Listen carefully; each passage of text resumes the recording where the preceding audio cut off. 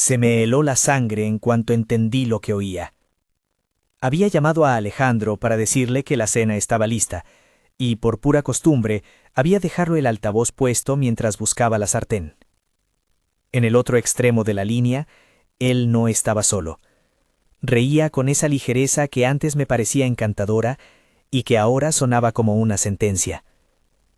«Esperad al cheque del millón», decía una voz femenina que reconocí sin querer. «Cuando tengamos el dinero, ella no tendrá nada. El niño será nuestro». La risa. La voz de Natalia, clara y triunfante. Alejandro contestando con un calor que ya no reconocía. «Perfecto. Nos encargamos de todo». Durante unos segundos no supe respirar.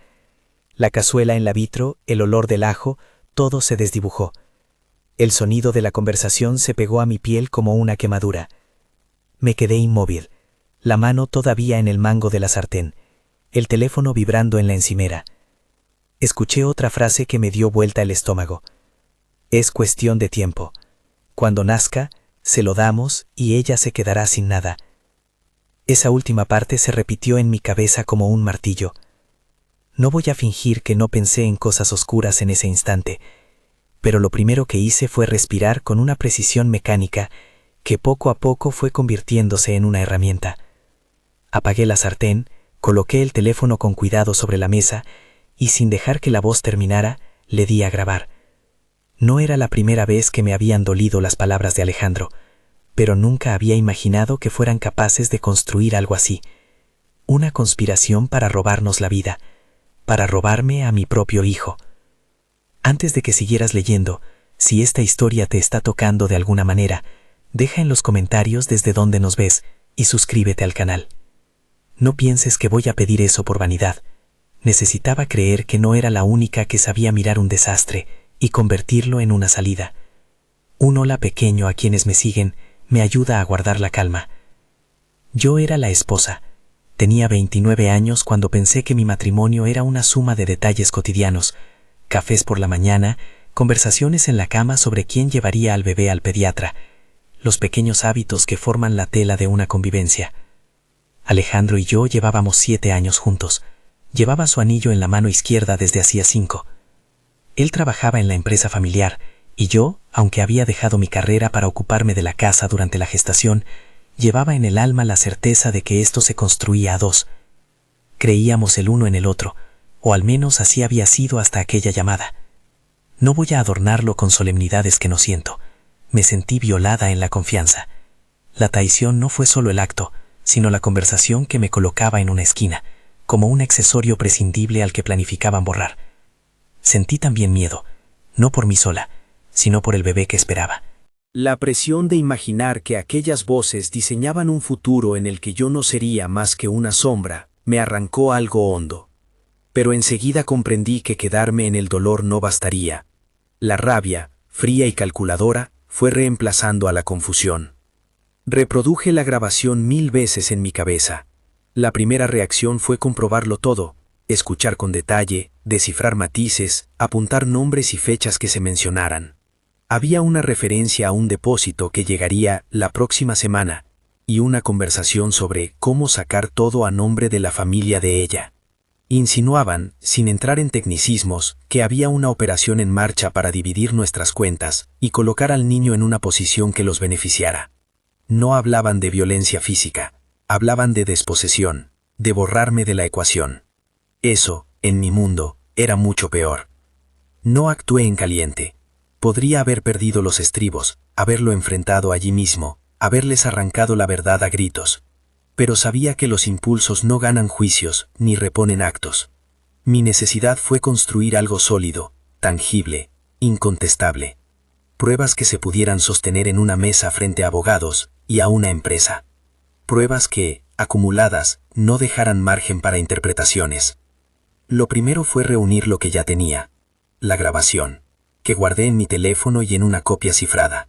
Las notas que fui tomando en los minutos posteriores, donde apunté lugares, posibles fechas, nombres. Después hice lo que no me habría imaginado capaz de hacer. Recorrí la casa con la mirada de una detective, pero con la calma de quien sabe que cada objeto puede ser una pista. Abrí el cajón de Alejandro en el despacho donde guardaba sus recibos. Encontré un ticket de una tienda de bebés. No era extraño que un hombre de 29 años consultara precios.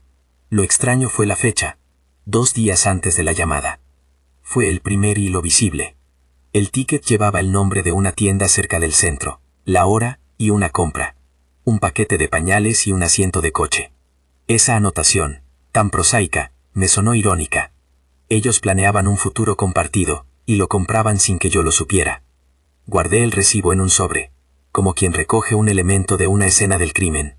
No era venganza, era documentación. Seguía necesitándolo todo. Miré el coche. En la guantera encontré un sobre con unas ecografías impresas en baja calidad, con una nota a boli. Para ella, cuando todo esté listo. No podía creer que lo hubieran dejado allí tan a la vista.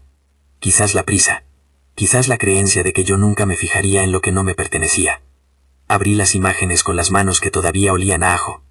El perfil del bebé, la fecha, un número de serie del centro médico que pude anotar con calma para verificar. Las ecografías eran la prueba física más brutal de su intención. Planeaban apropiarse no solo del dinero, sino del niño que estaba creciendo dentro de mí. A continuación, la tecnología me dio un atajo. Alejandro había dejado su ordenador en el despacho, abierto, con la sesión iniciada. No es que lo registrara sin permiso, era uso cotidiano. Lo que encontré no fue un golpe de suerte, fue la acumulación. Chats con Natalia en los que aparecían frases sueltas, todo listo, cuando cobre, ya tenemos el plan. Mensajes que, sacados de contexto, podían parecer banales, pero que, unidos a los demás elementos, componían un patrón. Tomé capturas de pantalla, las imprimí y las numeré. En una, Natalia mencionaba un nombre de una notaría. En otra, Alejandro hablaba de mover algo en las cuentas antes del parto. Todo eso encendía las alarmas. No me limité a reunir, organicé. Hice una carpeta con secciones: audio, la grabación, imágenes, ecografías, comprobantes, ticket de la tienda, comunicaciones, capturas de chats y movimientos bancarios. Simples transacciones que, aunque no eran contundentes por sí solas, podían servir de mapa si se juntaban con otras pruebas. No puedo decir que fuera fácil. Cada documento me pesaba como una pequeña cuchillada. Pero la lógica me sostenía. Para pelear algo tan grande hay que construir una narrativa con hechos, en lugar de emociones. Llamé a mi padre. No a la ligera ni por orgullo. A la única persona que sabía que podía cambiar el tablero. Él es un hombre que ha hecho de su empresa un bastión. Un tipo con la paciencia y la dureza para manejar crisis que huelen a escándalo. Cuando llamé, dije lo justo. No voy a repetir las palabras porque su voz era tan fría que a veces me parecía más un abogado que un progenitor. Le expliqué, en términos medidos, que había motivos para creer que mis derechos estaban siendo vulnerados, y que necesitaba su ayuda profesional, no solo familiar. Quedó en venir esa misma tarde. Sentí la mezcla de alivio y vergüenza. ¿Cómo contarle que el marido de su hija conversaba conspirando con otra mujer para arrebatarle algo tan íntimo como una familia? Él no mostró sorpresa aparente. Me miró con la mirada de quien calcula el daño y piensa en la posición ventajosa. No actuaremos precipitadamente, me dijo. Lo primero es reunir pruebas y armar un expediente. Después decidiremos cómo exponerlo. Sus palabras eran una promesa de acción. En ellas me refugió. Mientras esperaba a que viniera, hice lo que nunca hubiera imaginado. Monté una actuación. Volví a la cocina, volví a calentar la cena, me puse el delantal. Cociné con una naturalidad que me dolió fingir. Alejandro llegaría a casa esa noche, y quería que viera la normalidad. No por debilidad, sino por estrategia. En su soberbia, ellos se sentían seguros. Yo iba a convertir esa seguridad en su error. Esa noche preparé una cena que sabía que a Alejandro le gustaba. Pasta con tomates cherry y albahaca. Puse la mesa como siempre, con los cubiertos que él prefería y la copa para el vino. Me reí cuando entró. Sonreí. Conversamos de tonterías. Hablé de la repisa nueva que quería poner en el salón. De los regalos del bebé que todavía no habíamos comprado. Hablé con la voz de quien nada sospecha, y mientras tanto, revisaba las notificaciones en mi muñeca, la carpeta de pruebas bien oculta en la caja fuerte de la cocina. La actuación tenía un segundo propósito: atraer a Natalia. Le escribí un mensaje, cortés, invitándole a cenar para hablar de cosas prácticas del bebé. No fue una provocación vulgar, era una maniobra medida. Quería ver el modo en que Natalia se comportaba en mi casa, cómo se movía, si había gestos de complicidad con Alejandro a la vista. Ella aceptó, sin demasiada sorpresa. Llegó con una mezcla de modestia y coquetería, con esa sonrisa que se piensa inocente y que no lo es. La cena fue un teatro de apariencias. Natalia vino con un suéter discreto que no ocultaba del todo su embarazo incipiente. Saludó con un beso en la mejilla y una frase que, ahora lo sé, buscaba medir mis reacciones. Hablaron de proveedores, de nombres para el bebé, de cosas anodinas que, en aquel contexto, sonaban como pruebas. Yo dejé que ella supusiera lo que quisiera, la anfitriona complaciente, la mujer que aún confía en su marido. A veces fingir es una herramienta más eficaz que una confrontación directa. Durante la velada, la conversación derivó a los planos económicos. Natalia preguntó con naturalidad, ¿y los papeles del piso? ¿Los tenéis organizados? Alejandro contestó con una ligereza que me pareció ofensiva. Hablaban de hipotecas, de transferencias, de números que para ellos eran números, y para mí eran la casa donde iba a criar a mi hijo. Sonreí, pedí más vino y anoté mentalmente cada ocasión en la que se mencionaba una clave, una cuenta, un intermediario. Al día siguiente contraté a un detective privado. No lo hice por afán de espionaje, sino por necesidad de registros públicos y legales. Quería fotografías de reuniones en lugares públicos, registros de entradas y salidas, comprobantes de citas en notarías o agencias inmobiliarias. Todo con factura y contrato. No hay nada heroico en contratar a quien hace su oficio. Sí hay algo calculado en entender los límites. Todo lo que pediría debía tener validez en un proceso. No quería trampas, quería hechos. El detective me trajo pruebas en cuestión de días. Fotos de encuentros en cafeterías, movimientos de los involucrados en horarios que coincidían con los tickets y citas. También consiguió, de forma lícita, algunos documentos que Alejandro había dejado firmados en su oficina para gestiones, papeles que ahora tomaban otros matices. Las transacciones pendientes, las notificaciones de transferencias pequeñas, todo se agrupaba como piezas de un puzzle. En paralelo, mi padre comenzó a tejer su propio plan desde dentro, hablar con nuestro abogado de confianza, preparar una denuncia por apropiación indebida y fraude si era necesario, y sobre todo, bloquear cualquier maniobra que pudiera formalizar el traslado de activos. Me pidió que no denunciara aún públicamente. Su estrategia era la de golpear en la mesa con pruebas que nadie pudiera desmentir. Su objetivo no era humillar por humillar, sino neutralizar el movimiento antes de que se consumara. Había, sin embargo, otro elemento que necesitaba: provocar que ellos mismos se delatasen con su impaciencia. El orgullo de Alejandro podía ser una grieta. Así que comenzamos a jugar a dos manos. Por un lado, la calma dentro de casa, por otro, la siembra de dudas entre ellos. No me enorgullece jugar con los sentimientos de nadie, pero había algo que pesó más: proteger al niño. En los días siguientes dejé notas inocuas en lugares concretos: un catálogo de una supuesta inversión, una carta de un posible comprador del piso que dejaba caer una oferta alta. Nada ilegal. Eran comunicaciones que no implicaban falsedad en lo jurídico, solo insinuaciones. Si Alejandro y Natalia creían que había un ingreso grande a la vista, era más probable que se precipitaran. No era mi intención engañar al tribunal, era mi intención hacerles mostrar las cartas. Observé su conducta. Empujados por la codicia, empezaron a discutir asuntos prácticos lejos de las cámaras. Alejandro habló de abrir cuentas a nombre de la familia de Natalia. Ella discutía terminologías como si ya se sintiera dueña. A veces hablaban en voz baja y yo pasaba por el pasillo con la calma de quien oye y anota. No celebré sus errores, solo los dejé ser. Hubo una escena que me arañó profundamente. Una noche, cuando los dos creían que estaba dormida, los escuché hablar en el salón. Natalia decía con una voz apenas un hilo: si todo sale bien, nadie podrá quitarme al niño. Es nuestra garantía. Alejandro rió, con la confianza de quien está convencido de que el plan es infalible. Esa risa fue la que me impulsó a cerrar la carpeta y a llamar a mi padre con el paquete completo de pruebas. «Vente mañana temprano», le dije. «Es hora de poner todo sobre la mesa».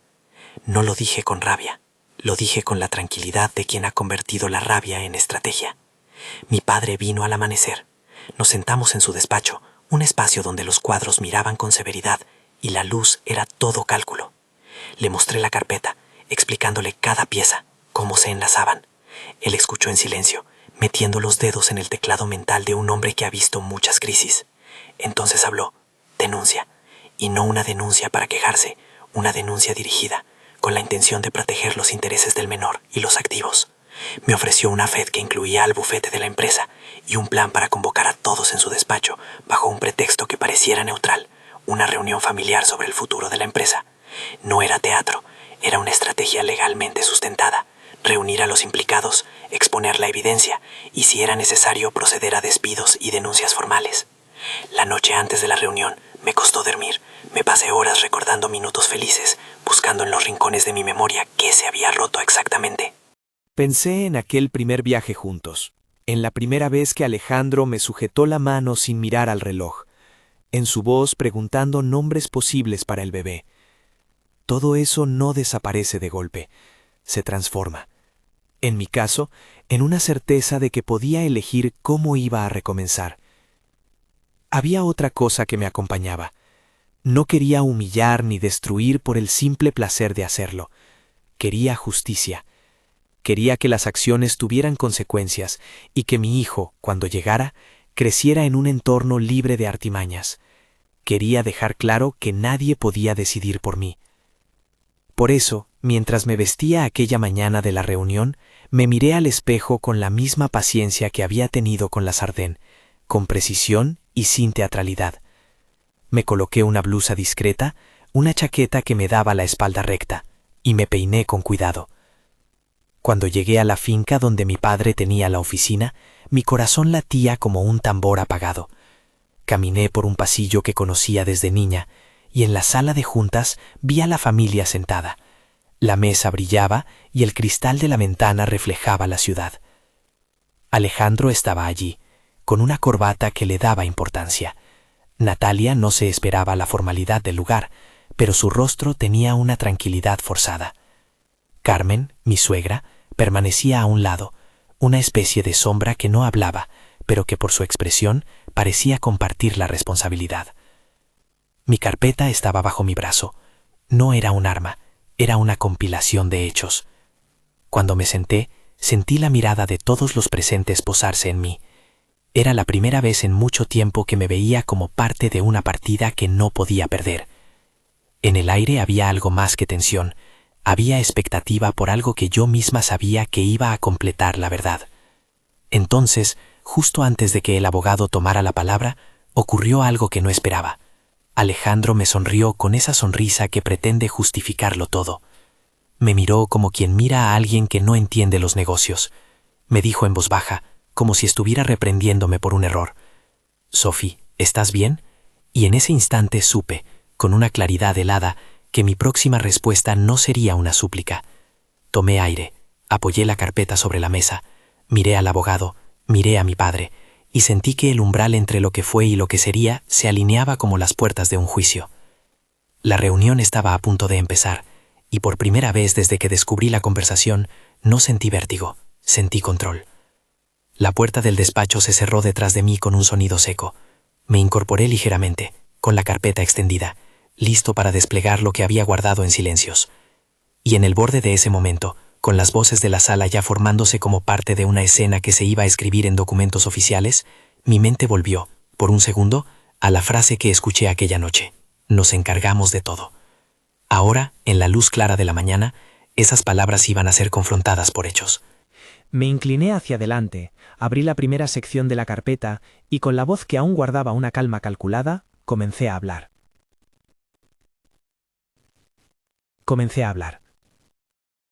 No fue un discurso preparado. Fueron frases cortas, destinadas a sostener una cadena de hechos: la grabación, el ticket, las ecografías, las capturas, las fotografías, las fechas. Abrí la sección de audio y dije con voz contenida qué era lo que iban a escuchar: una llamada en la que se hablaba de dinero, de un cheque, de quedarse con el niño. Pedí que nadie interrumpiera. Coloqué el móvil junto al altavoz del proyector y accioné la reproducción. El pitido inicial alargó el silencio. La voz de Natalia, clara y sin matices de vergüenza, llenó la sala. Sonó más cruel en ese espacio lleno de cuadros y gente que nos miraba con eso que solo conocen quienes han compartido mesa y apellido: la incredulidad de quien no espera que las costuras de su mundo se deshagan. Alejandro intentó una sonrisa, su gesto se congeló. Cuando la frase «nos quedamos con el niño» se repitió por la sala, la sangre se me quedó en la garganta. Un murmullo. Carmen apretó los labios. Mi padre mantuvo la compostura, como si escuchara a un funcionario leer un informe. Yo no dejé que el temblor me traicionara. Cerré los ojos un instante para reorganizar el hilo dentro de mi cabeza, y al abrirlos pasé a la siguiente prueba. El ticket doblado que había guardado en el sobre. Lo coloqué sobre la mesa y lo empujé hacia el centro, de modo que todos pudieran verlo. El logotipo, la fecha, el importe modesto, pequeños detalles que fuera de contexto parecían nimios. Junto a él puse las ecografías. La impresión mate del perfil del bebé era inapelable. El abogado de la familia tomó entonces la palabra, con la formalidad que quien sabe que no hay nada más persuasivo que la suma de pruebas. Habló de cadenas de intención, de pruebas acumuladas, de la necesidad de protección del menor. Mi padre lo miró y sin levantar la voz pidió que se fueran pasando los documentos con calma, que cada captura se proyectara y se enumeraran los hechos en orden cronológico. La sala se transformó en un tribunal privado. No había jueces, pero había una verdad que iba a ser vertida en papel. Proyectamos las capturas de pantalla donde aparecían los mensajes entre Alejandro y Natalia. Las frases cortas, aparentemente inocuas, mostraban un patrón cuando se leía la secuencia. Cuando cobre, mover a nombre de su madre, firmas el documento la semana que viene. El valor no estaba en una perífrasis espectacular, sino en la concatenación. Fechas, nombres de notaría, pequeñas transferencias que terminaban en cuentas asociadas a la familia de Natalia. Mi corazón golpeaba las costillas con fuerza. No por miedo, sino por la claridad con la que lo que parecía un delirio se convertía en algo tangible. Fue entonces cuando Alejandro intentó interrumpir. Su voz, primero baja, se fue elevando en la medida en que la evidencia le hacía perder la confianza. Negó, balbució, que se trataba de malentendidos, que las fotos y los tickets podían haberse tomado por error. Alegó que algunos mensajes estaban sacados de contexto. Fue un intento estilo huracán. Mucho ruido, pero sin sustancia. Mi padre, con esa mirada de quien dispone de piezas sobre un tablero, le cortó con una frase que no olvidaré. No estamos para explicaciones emotivas, estamos para hechos. Y los hechos no se desdicen porque alguien los niegue. El abogado sacó entonces las pruebas bancarias que habíamos podido conseguir con facilidad gracias al acceso que daba la posición de la familia y al trabajo del detective. Transferencias pequeñas que, vistas de forma aislada, no dicen gran cosa, pero cuando se enlazaban con fechas de reuniones, con el ticket y con la línea temporal de la grabación, dibujaban un patrón de movimientos encaminados a facilitar la materialización de un plan. Una transferencia irregular a una cuenta a nombre de la madre de Natalia hizo que Carmen palideciera. Sus manos, siempre pulcras, se aferraron al borde de la silla como si quisiera anclarse a algo estable. Natalia, que hasta entonces había mantenido una calma forzada, dejó caer la máscara a medias. Empezó a sollozar, con ese llanto que busca conmover y distraer. Pero las lágrimas no borraban las fechas en pantalla ni las fotos de las reuniones que el detective había tomado. En una de esas imágenes se les veía entrando juntos en una notaría, en otra, conversando con el gesto cómplice de quienes planean medidas concretas. La evidencia visual resultó ser la que más daño hizo a su versión.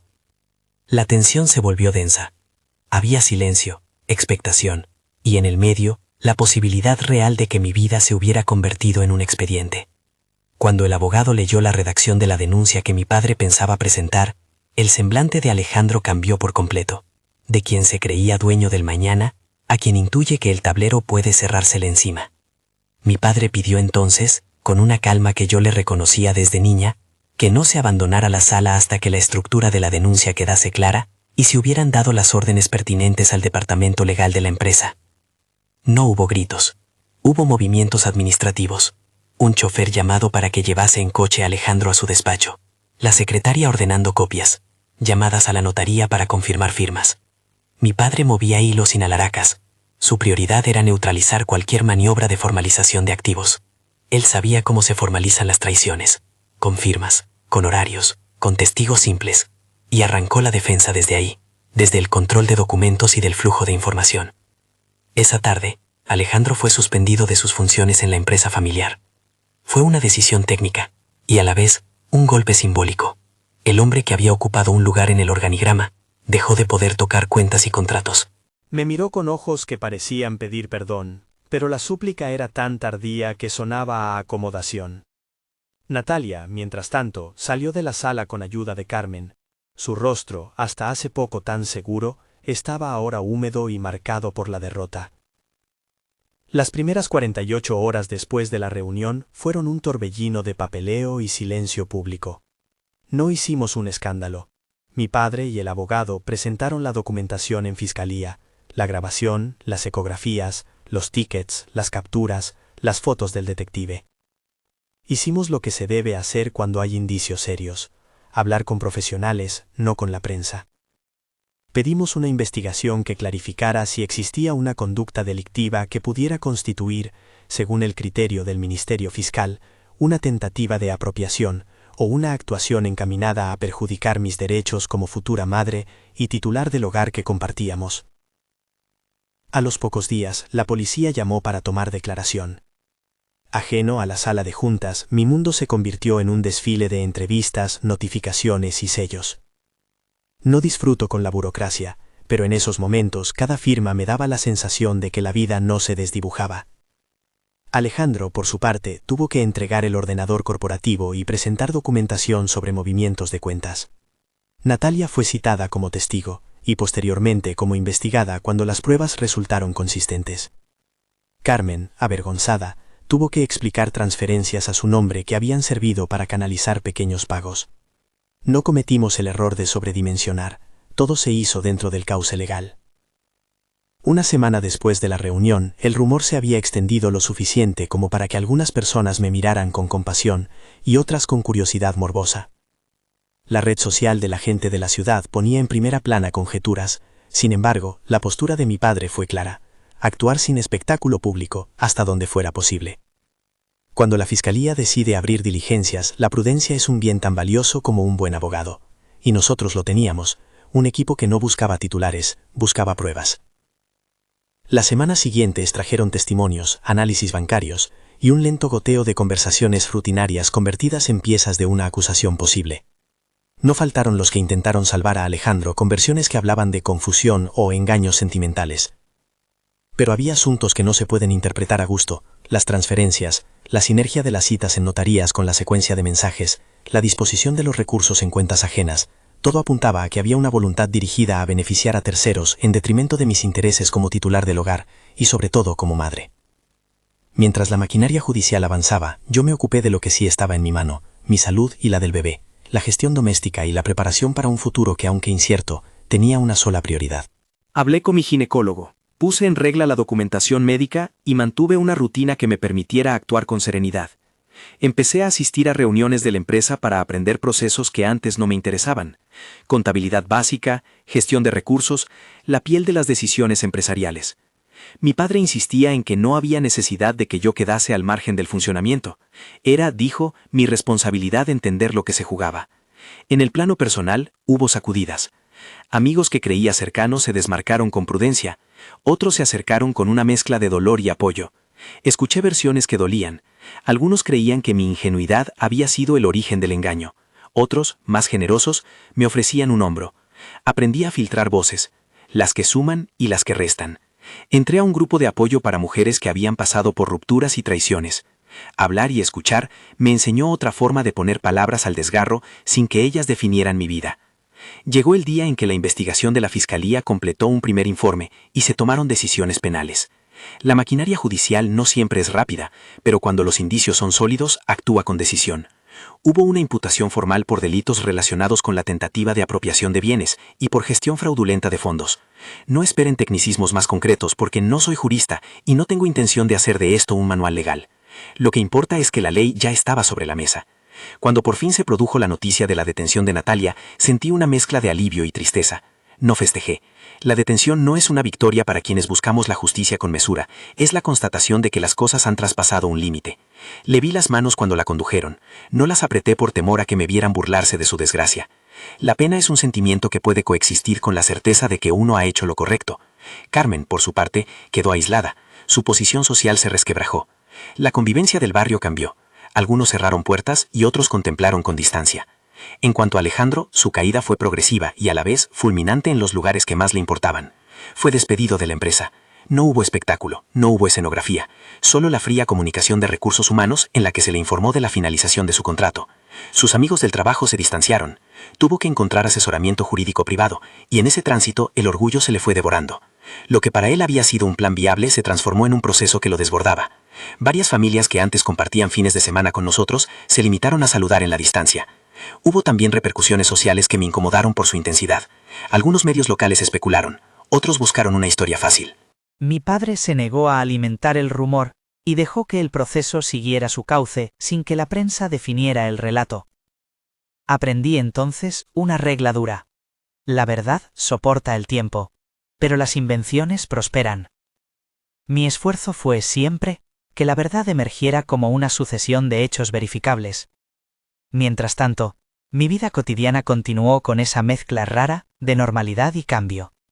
Me formé en gestión empresarial, me sumergí en números y contratos, enseñada por quienes habían sido mis colegas de casa, y ahora eran mis maestros en la oficina. Empezar a entender cómo funcionaban las cosas me dio una sorprendente sensación de autonomía. Al mismo tiempo, me ocupé del embarazo con la atención de quien considera que tiene la responsabilidad de proteger una vida que depende de ella. Leía, elegía la ropa del bebé, discutía nombres con la firmeza de quien quería que el niño tuviera una identidad propia, no una herencia de los engaños de otros. El proceso siguió su curso. Hubo audiencias, testigos y peritajes. El detective testificó con calma, mostrando las fotos que había tomado de reuniones y conversaciones vigiladas dentro de la legalidad. Los bancos ofrecieron extractos que corroboraban los movimientos. Nada de esto fue espontáneo. Cada acto estuvo conectado con la carpeta que llevé aquel día a la sala de juntas. Dije una vez en voz baja, que la verdad era algo que uno debía desplegar con cuidado. Esa frase no era retórica, era el modo en que habíamos construido el caso. En la ciudad, la historia terminó por convertirse en un caso del que muchos aprendieron sobre la prudencia y el valor de la evidencia. Mujeres me escribían cartas contándome historias parecidas, pidiendo orientación o simplemente enviándome fuerza. Empecé a recibir peticiones para hablar en juntas de mujeres empresarias.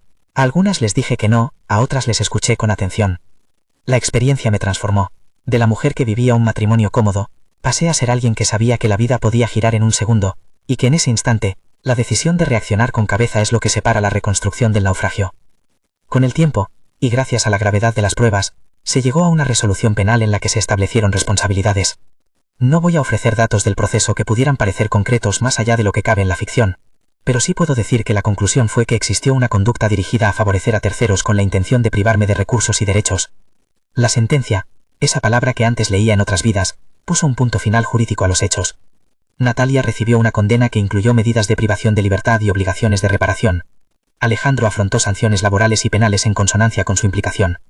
Carmen tuvo que afrontar sanciones administrativas y su caída social fue severa. No hubo, insisto, un castigo que complaciera. Hubo un ajuste acorde al grado de implicación de cada uno. Es importante decir algo que muchas veces se olvida. La violencia más dañina no siempre es física. A veces es la planificación fría que intenta borrar la vida de otra persona de forma administrativa. Sentí que la justicia, en ese sentido, recogía una parte de lo que había intentado proteger.